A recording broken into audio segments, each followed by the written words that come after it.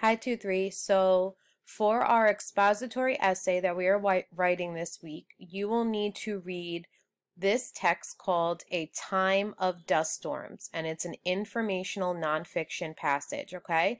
So to make it easier for you, I'm going to read it, and I'm going to attach this video every day this week so you have me reading it to you, but you also have it in front of you just for extra support. So, A Time of Dust Storms. As you can see in this photograph, it looks like clouds, but it's all dust, okay? A long time ago, wind and dust caused big problems in the United States. Giant clouds of dust harmed, which means hurt, people, animals, and crops, which we know as plants, in the central part of the country. The area became known as the Dust Bowl. The problem started when farmers planted more crops than they could sell. The next year, those farmers decided to leave some land empty. The farmers let their cattle graze there, and the cattle ate the grass. Soon, nothing grew on that land. Then came a drought. A drought is a long period without rain. Land became very dry. Grass and crops barely grew.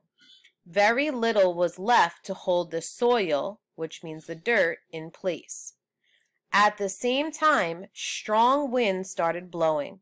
The winds blew layers of soil into the air. Dust covered everything. People had to protect themselves from the dust. Children wore masks and goggles when they walked to school. They used the masks so they would not breathe in dust and get sick.